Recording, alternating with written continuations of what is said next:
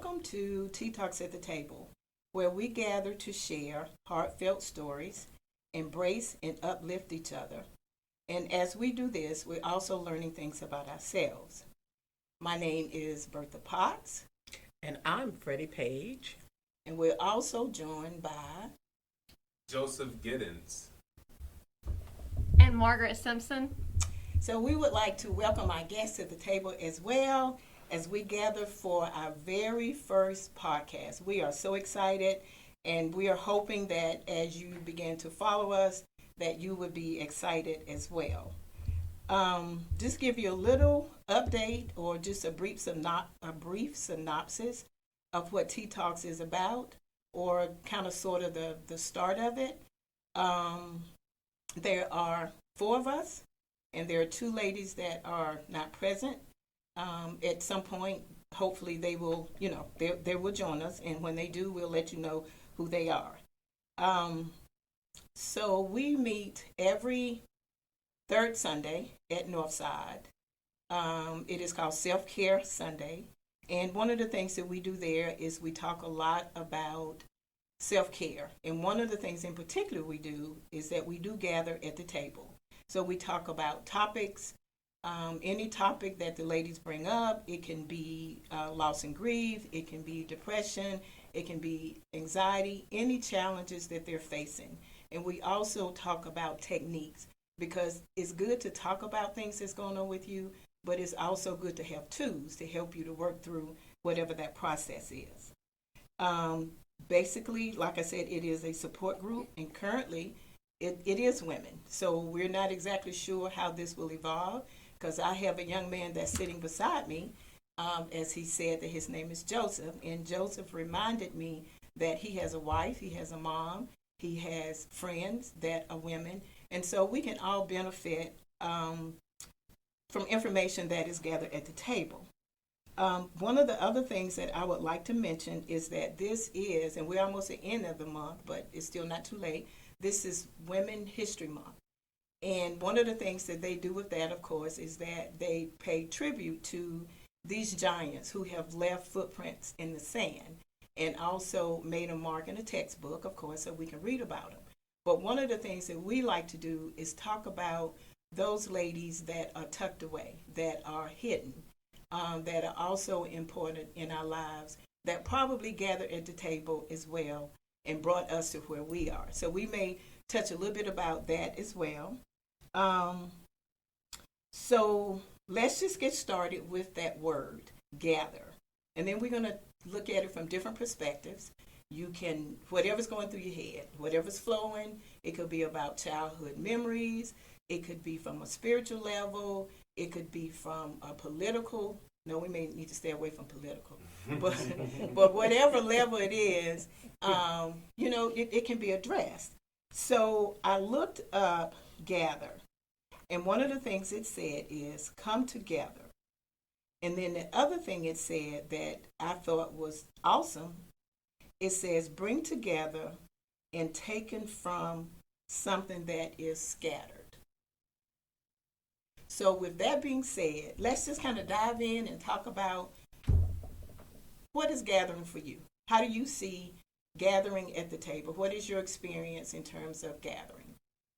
Well, for me, I think gathering at the table is significant, especially in my life, because one of the things we did on Sunday afternoon after service was that we would gather at the table and all have dinner together. Even during the week, we would gather at the table.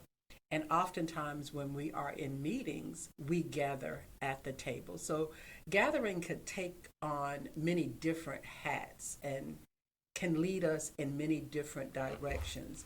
We gather at the table with Tea Talks, and we talk about different topics. One of my most childhood memories is gathering at the table at 6 o'clock in the evening with my family. And my dad was real sharp on being at the table at 6, being at the table at 6:30 for breakfast, getting us prepared for the start of the day, and then at the close of the day, sitting us at the table just kind of talking about what that day was like. That's important for me because it really connects people. We were talking earlier about this new generation that Texas, we need to learn the art of communication. And so when we gather, we're able to gain some information on each other. Jay, what's your take on gathering at the table? Well, for me, it's significant. It's something that was brought to me in terms of as a child. My grandmother, my mom. The significance of that Sunday gathering, where obviously Sunday looked like going to church. Then after church, we gather as a family and we had a Sunday meal, and throughout the week, those things became few far in between. Even now, it's few far in between. I like the idea of gathering, but the demand on society, for what I see has caused some complications of what that looks like. There's how am I able to gather when kids have homework, or we're in routine with activities, so there has been some complications, so I'm here to really just learn, absolutely. But in terms of, gathering and what that looks like, how can we be able to move back towards that, One of the things I think is moving back to that gathering at the table is that it has to be intentional. Okay. You have to block out that time. Mm. For me, like I said earlier, my father made it intentional, Sure. morning and evening. And I grew up with that. When my children were growing up, I was intentional. My day started at 4 because they had to be at the bus stop by 6:30. So I got up, I cooked breakfast, we sat at the table and we had dinner. In the evenings, their dad and I would make sure, and he was a stickler for that, being at the table by 6 o'clock. Homework was usually done prior to. So we had that opportunity. And when my mother was in town, we all sat at the table. We purposely carved out that afternoon to sit down and have that Soul Food Sunday where we could have dinner and just kind of talk about the week. So for me, I think we have to be intentional. What do you think? To add to that, especially being from a younger generation, I think that it means carving out that intentional time without your cell phones. Good. And maybe, the younger generation won't appreciate that now, but I think whenever they have a family of their own and they grow up, they'll see the importance of that. So I think that's very important. We didn't introduce this young lady. This is Margaret Simpson. She's a student at Winthrop College, and she is the one who is engineering this podcast. So we thank you for your comment. Yes. She did introduce herself. You did? Okay. I missed it. I apologize. It's okay. I would like to add to that as well. And some funny thoughts ran across my mind. One is, and this sounds crazy, I spent some time with my great-grandmother, which is my grandmother's mother, like up till I was about 13. And how different that looked with when I moved in with my mom, and I was with my siblings, and going forward with my own children, and the transition of me still just being one person, how different that looked by the time I got to my children, because it looked nothing like when I was with my mom, because she got up probably kind of like your dad. She got up every morning. We had hot breakfast. When we got home in the afternoon, we had a hot breakfast. And we were at the table. Now, I think I mentioned this earlier with my children, and I heard you, Freddie, when you said it was intentional. Mine was intentional, too. Intentional to get them out the house to the classroom because we were late every day. So their breakfast their table, and well, let me back up a little bit. One of the things I was wanting to share with Joseph is the table is also a mindset. It is a gathering place, but it doesn't necessarily have to be physical. Not a physical table. Not a physical table. Okay. But this is where we are Okay. at this table. Okay. But again, like I said before, that may mean reaching across the aisle to someone, or reaching across, you standing in line with someone, or wherever your day is. All of us probably, especially being in social work and mental health counseling, it's just like it's written on our faces, and people always telling their stories. And so that can become a table. So again, it is about embracing and uplifting and support and being connected to the person that you're speaking to. So it doesn't necessarily have to be a physical table. But the funny thing that came across my mind was, like I said, I lived with my great grandmother, and I was thinking in terms of gathering and scattering. Mama was like the matriarch of our family, so she was like E.F. Hutton. So when she spoke, everybody moved. Well, I used to run because I guess I used to get in trouble, and so I had to gather my switches. Not the kind that you cut on, Margaret. Not these kind. You that young generation. But it was the kind that came from the tree, right? So I was sitting up here thinking, yeah, when I had to gather my switches, Mama would embrace me and use the switch to uplift me. And of course, I was sitting at the table. I was sitting somewhere. So just a different little twist on, again, one of those childhood memories. But again, whomever would like to share. I mean, so when we talk about a mindset, and the purpose of gathering, what I'm hearing is just really more so about bringing in the understanding of what our value system look like within our homes. It's about really being able to share the flow of information, the love of information. Gathering can essentially be, I may not be able to have that ideal, family time, round table at dinner time because of activities, but we can gather as we, are transitioning from those activities. We can be able to gather as we are in a, nightly routine. Absolutely.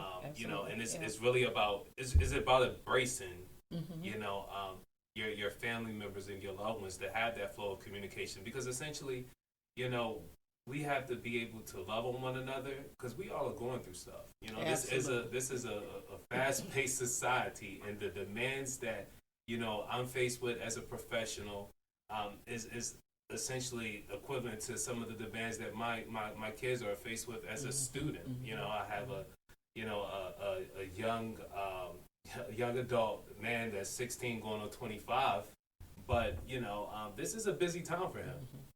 He's transitioning, looking into colleges. Obviously we have SATs.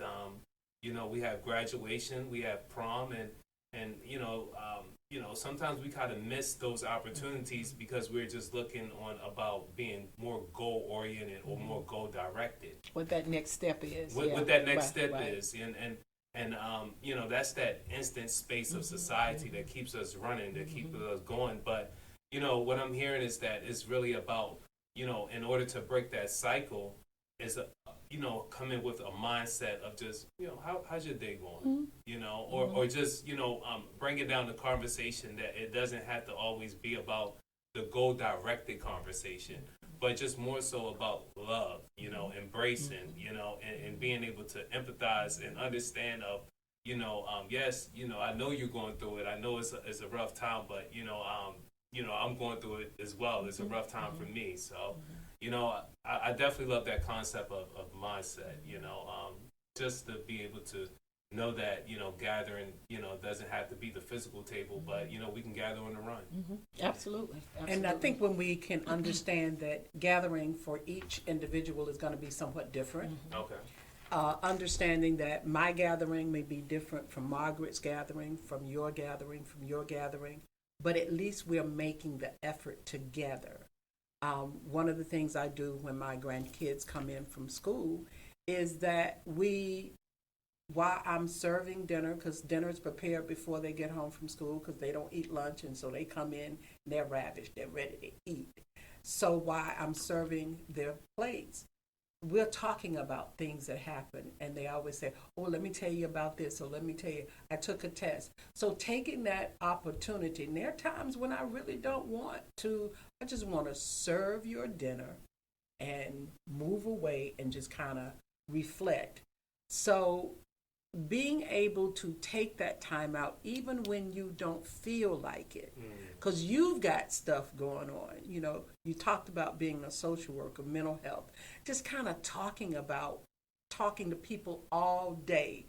A lot of my clients in Mecklenburg or Concord, and so I've got to run and spend time with those clients and come back and kind of debrief as I'm riding, and I get home, I cook dinner, so at 3:40 it'll be ready to serve. I'm tired, so I just need a woosah moment. But being empathetic and understanding what teenagers go through in school all day, the bullying, the conversations that they have had, you got to take that time, because if you don't, you miss the opportunity to pour into them, to encourage them. I would not want to be a teen in 2023, by no means, because they deal with things that I don't think I had to deal with until I was in college. And they're dealing with it at a much earlier age, and they're not equipped, which makes it even harder. So gathering at the table with them is really important. And my 3-year-old reminds me, you talk to the big kids, but you didn't talk to me. And she says, I want to talk.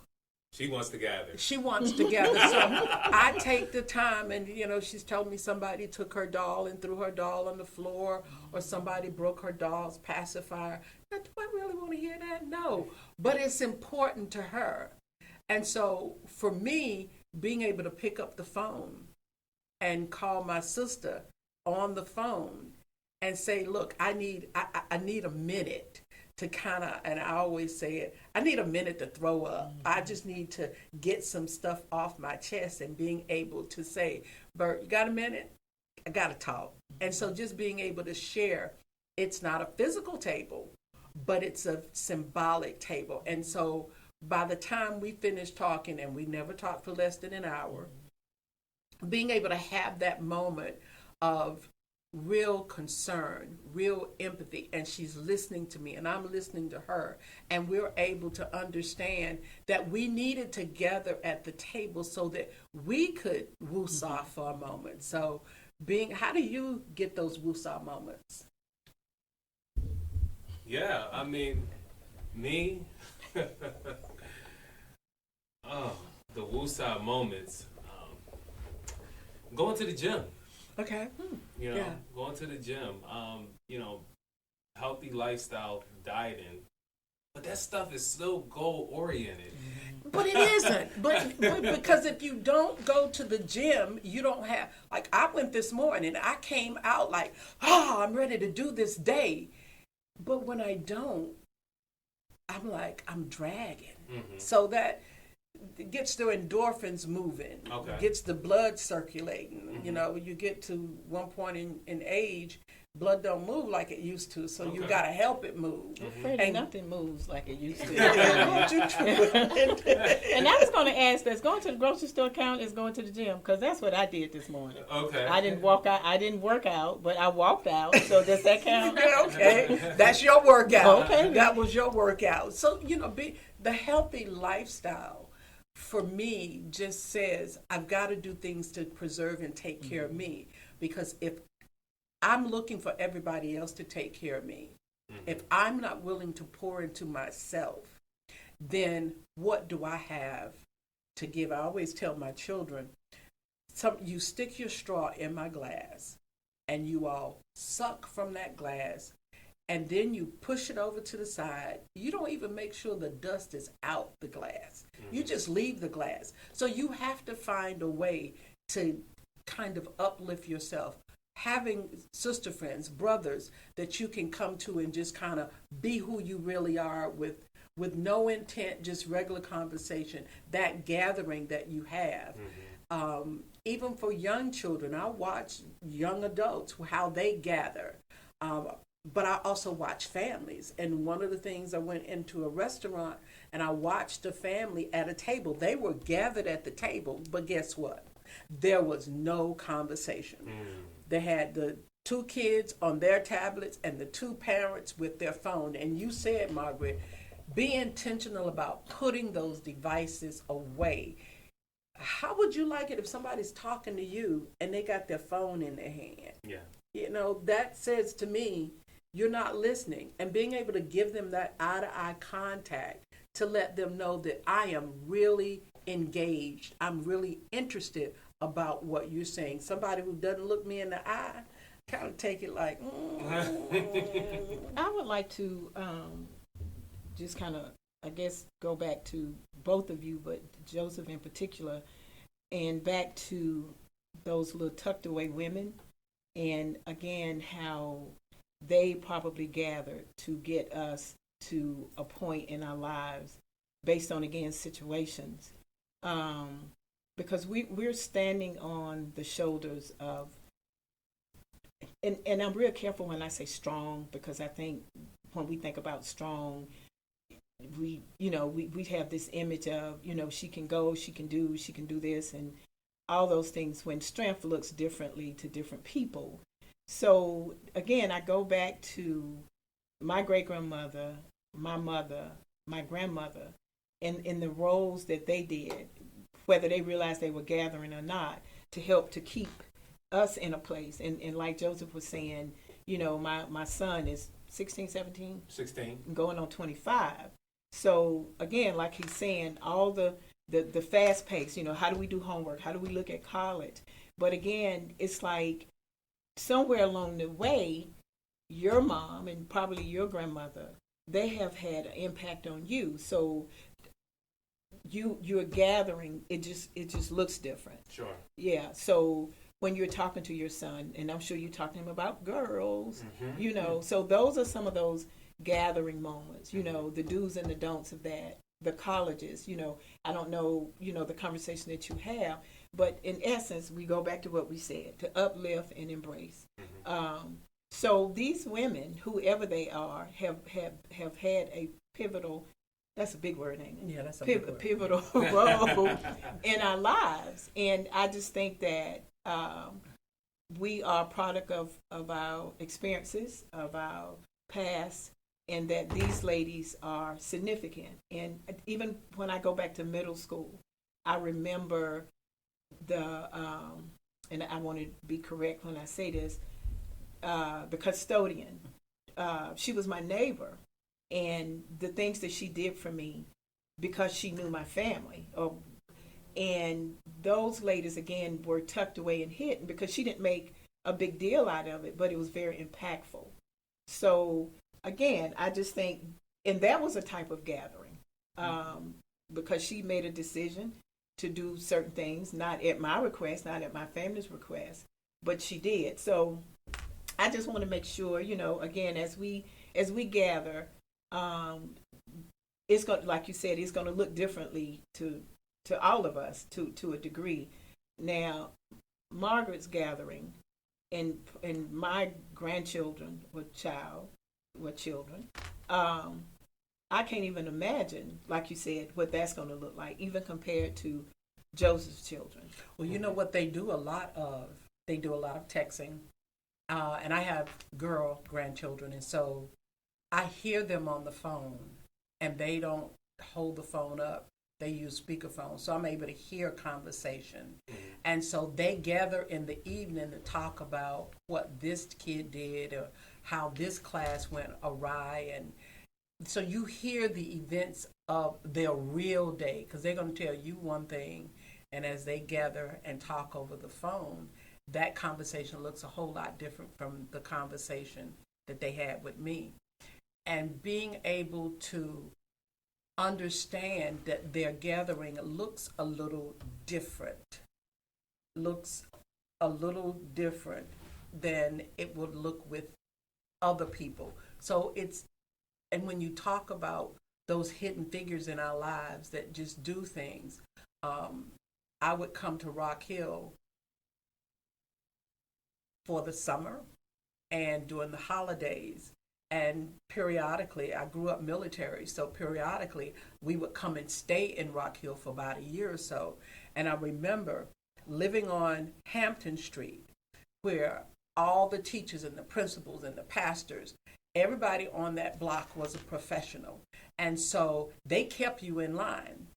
Miss Eva Curitan, who lived 2 doors down, that woman had hawk eyes because she could see me from the corner. And before I got off the bus and all the way up the street, she had called the house and said, Frederica did this and Frederica did that. And I was like, why? But that was to help me stay in line. Or if I was running to the bus stop and she would say, did you have breakfast this morning? No, ma'am. You know, she would hand you something to let you, so you wouldn't go to school on an empty stomach. So just those women that as I got older, that my children's grandmother, who I was away when I wasn't living in town with my parents when I had my twins. And so she was there. She was my rock. Mm-hmm. She was the one that when I couldn't take the crying anymore, she was there. Vivian Matthews, I will never forget her because she was the one that poured into me. She was the one that lifted me up. Women at church, when they see you and they see you, they see the inside of you, and they can come to you and put their hand on their shoulder and give you a look and a hug that just really kind of uplifts you. Those are the hidden figures that we're talking about. Those women in our communities, those women that whatever club you belong to as a kid, as a young adult, they are the hidden figures that came and just really imparted into us, that really helped us be the women and the men who we are now. So those hidden figures are really important in our lives. And I think sometimes in our communities, because we have become so disconnected from community, mm-hmm. I don't think our kids are getting that same imparting mm-hmm. as we did. Mm-hmm. So, but I think they're missing that. Sure. We don't take the time mm-hmm. to pour into our children right. like we used to. So yeah. I mean, and it really goes back to like you said, mindset. Mm-hmm. It is. It's definitely mindset and the intention. Mm-hmm. Of understanding the importance of gathering. It is Women's Month. But Women's Month should be primarily every month, right? It should every day. Every day. Dear Mama. Behind every great man is a what? Is a woman. That's it. I want to read this real quickly. And this comes from, because I just feel like we should give God some honor and enabling us to gather as well. And this is not like from King James Version, but it just says, it's from Hebrews 10:24 through 25, and it says, let us consider one another in order to provoke love and good works, not neglecting to gather together, as some of us are in the habit of doing, but encouraging each other, and all the more as we see each day approaching. And then this other one says, why do people gather together? It says, not only is gathering together enjoyable, but it also nurture our most important relationships and promote a sense of belonging and community. And it does. When we talk about community, when we talk about gathering together, anybody remember those family reunions where you gather? Those church events that you would go and gather, Vacation Bible School where you gather. So there's a lot of gathering taking place, and that's important, and that we need to stay on that intent of gathering together so that we can continue to see the fruits of our labor. The fruit, and it's a good labor. It's not a manual labor. It's not an intense, mind-boggling. Well, maybe it is mind-boggling sometimes because we don't know where a lot of our kids are coming from. We're clueless, and sometimes as teachers and as social workers, we forget that our children haven't had anyone to gather with. So I've got to make this moment while they're in school or while I'm meeting with a young adult or a teenager, I've got to be able to give them some encouragement to keep them going. So this is Tea Talks at the Table. I am so happy, to obviously be affiliated with you guys. Obviously we have this platform, our Cafe of Life, and you guys are rocking and rolling, already doing some good things in the community, right? You guys have some upcoming events, right? Yeah. We do. We do. Okay. We do. All right. And we're Let's happy. hear about it. We Yeah. are happy to share. Sure. So, April the 23rd, we are having International Tea Day, and that is kind of play on words because we are Tea Talks. But again, we use teas to integrate in the topics, and tea has a lot more significance to it than we can imagine because, again, it helps with relaxation. It helps with just moods, and y'all drink tea. Y'all know what it is. So we are having that on the 23rd at Northside, starting at 3:00. Okay. And then in May, we would like to honor those ladies, those hidden figures, those moms, those aunties, those whoever all these women are. We would like to honor them on the 21st, and that is at Northside as well. And then we have a fundraiser. It's a Chinese auction, and that is tentatively August the 19th, and that is at Northside as well. So as you listen to this podcast, hopefully, again, you will follow us, and hopefully we will be able to help someone to gather at the table, and we will go from there. Absolutely. I mean, I am, very thrilled to be able to lock in. This is just seems to be amazing information. Miss Freddie, Miss Bertha, I really, leave here today with something, and that's mindset and intentional gathering, So thank you. I really appreciate it. Well, we thank you again for giving us the opportunity to express something that we are truly passionate about. And we also like to have fun, so it just kind of covers a lot of ground. So again, thank you, Joseph. I got lost for words. I know, right? So, Bertha, where can they find Tea Talks at the Table? At the table. Talking and gathering. But where can they find us on social media? We do have a Facebook page. Hopefully we will have a lot more content since we are doing the podcast. Like I said, it's a Facebook page. And we also have an email address that is titled what this is, which is teatalksattetable@yahoo.com. So again, as you follow us, you can get information from those social media platforms. So come gather at the table. Hey.